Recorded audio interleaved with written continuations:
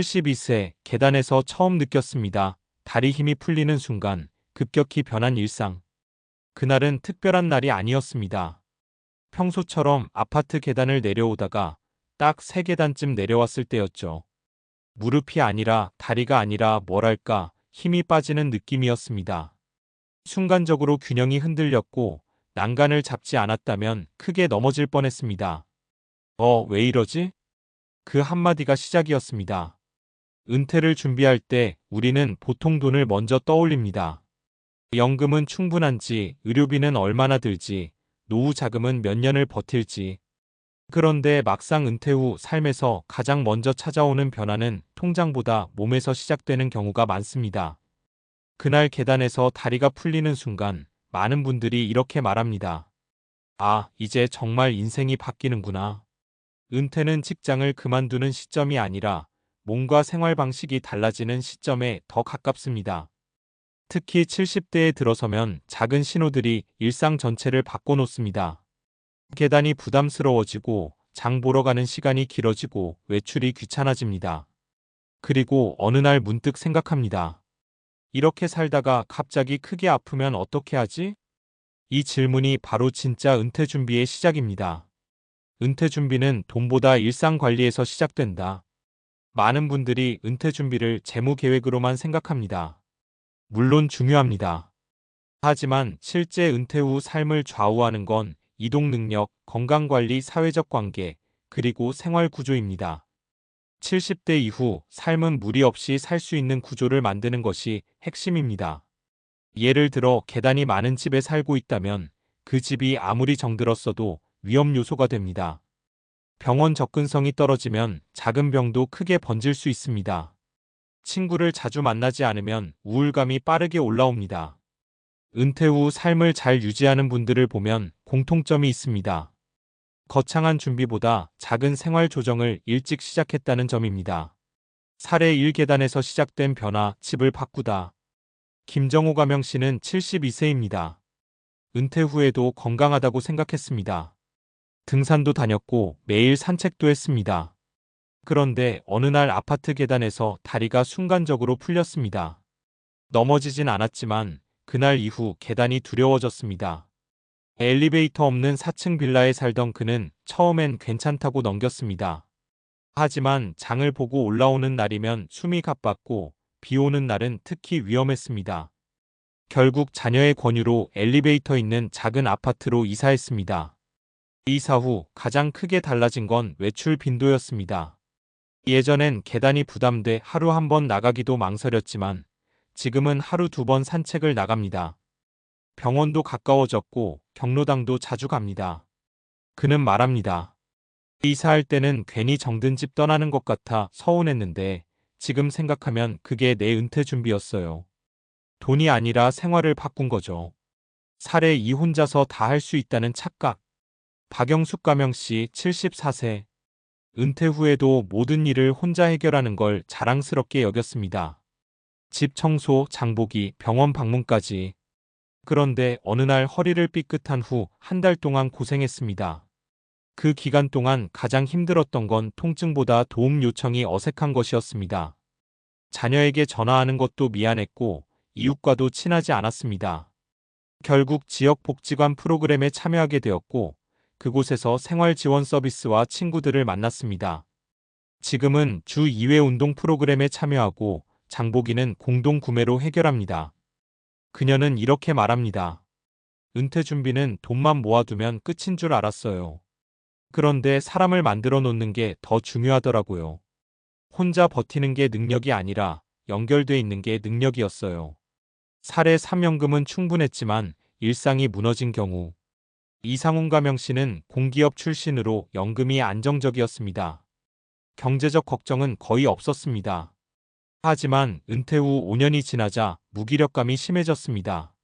하루 대부분을 TV 앞에서 보냈고 외출은 병원 갈 때뿐이었습니다. 문제는 건강검진에서 시작됐습니다. 근력 감소와 낙상 위험이 높다는 결과가 나왔습니다. 의사의 권유로 근력 운동을 시작했고 노인 체력 프로그램에 참여했습니다.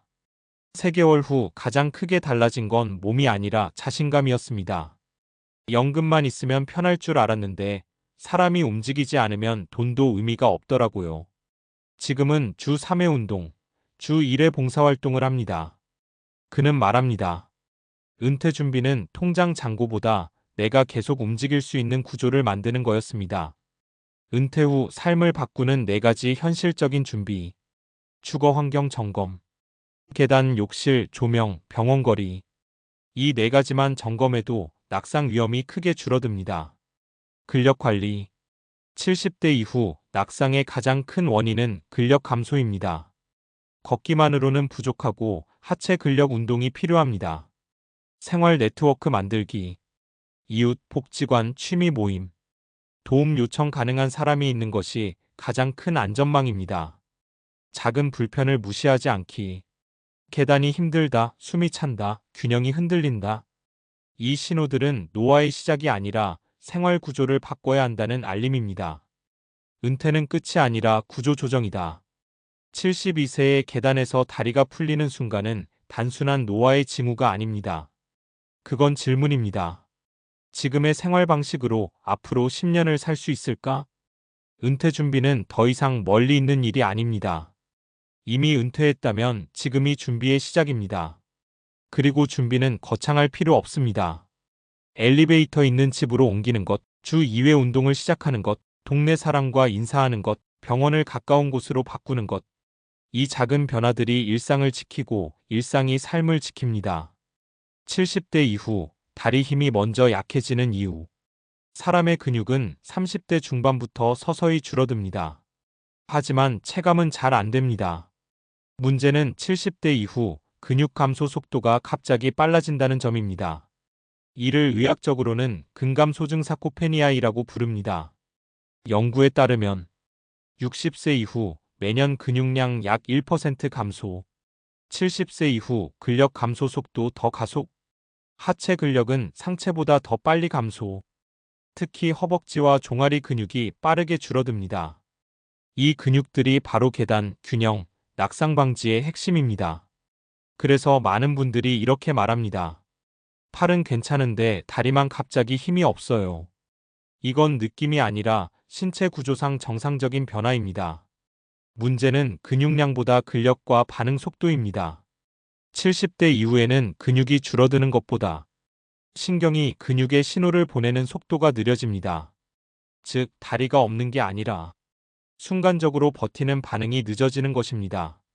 계단에서 다리가 풀리는 느낌, 균형이 순간 흔들리는 느낌, 이건 대부분 근육 부족이 아니라 반응 속도 저하 근력 감소의 조합입니다. 낙상이 무서운 이유는 부상보다 이후 변화 때문. 통계적으로 70대 이후 큰 사고의 시작은 낙상입니다.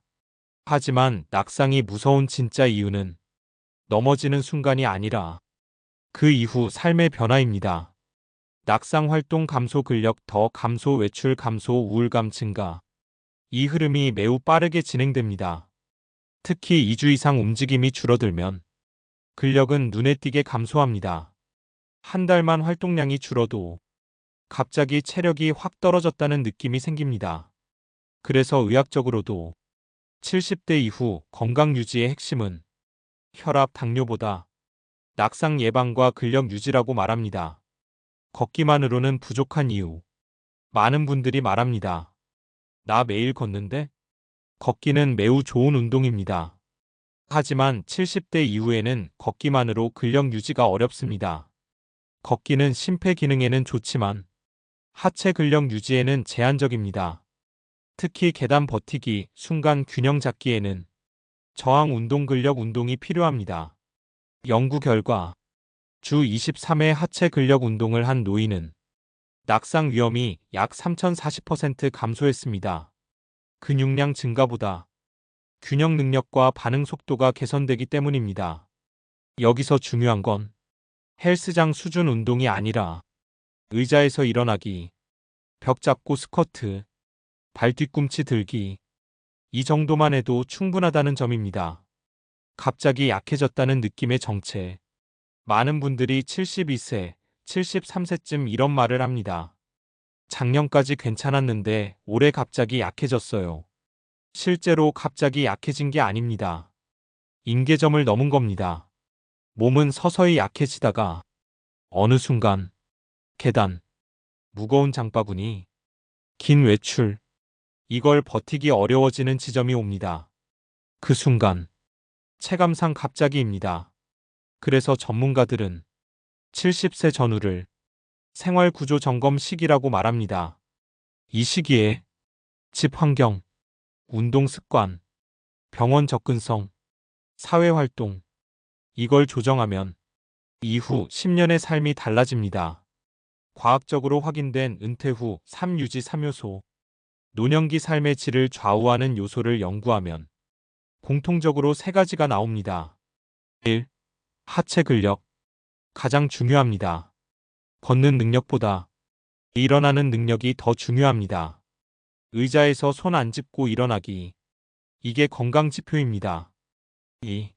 이동 반경. 집, 마트, 병원, 공원. 이 반경이 유지되는 사람이 우울감이 낮고 건강 유지가 좋습니다. 이동이 줄면 건강이 빠르게 무너집니다. 3. 사회적 연결. 혼자 사는 것 자체보다 혼자 모든 걸 해결해야 하는 상태가 위험합니다. 도움 요청 가능한 사람, 같이 움직일 사람. 이게 건강 지표입니다. 지금 점검해야 할 현실 질문. 이쯤에서 스스로에게 물어볼 수 있습니다. 계단이 예전보다 부담스럽다. 장 보고 올라오면 숨이 찬다. 외출이 귀찮아졌다. 다리가 가끔 풀린다. 넘어질까 조심하게 된다. 이 중 2개 이상이면 이미 신호가 온 상태입니다. 하지만 중요한 건 이 시점이 늦은 게 아니라 가장 적절한 시점이라는 겁니다. 근력은 80대에도 회복됩니다. 균형 능력도 훈련으로 개선됩니다. 생활 구조도 바꿀 수 있습니다.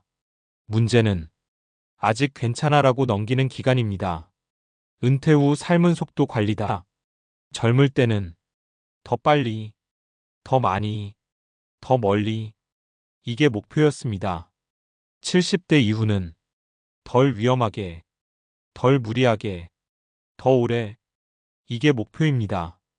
은퇴 후 삶을 잘 유지하는 분들을 보면 특별히 건강한 분들이 아니라 속도를 조절한 분들입니다. 엘리베이터 있는 집, 주 2회 근력 운동, 주 3회 외출, 정기적 모임. 이 정도만 유지해도 삶의 안정성이 크게 달라집니다. 결국 질문은 하나입니다. 72세의 계단에서 다리가 풀리는 순간, 그건 끝이 아니라 점검 신호입니다. 지금의 생활 구조로 앞으로 10년을 살 수 있을까? 가능합니다. 단 조금 바꾸면 됩니다. 몸이 보내는 신호를 늙었다로 받아들이면, 위축이 시작되고 조정할 시기다로 받아들이면 준비가 시작됩니다. 은퇴 준비는 돈을 모으는 일이 아니라 넘어지지 않고 고립되지 않고 무리 없이 움직일 수 있는 구조를 만드는 일입니다. 그리고 그 준비는 지금부터 해도 충분히 늦지 않았습니다.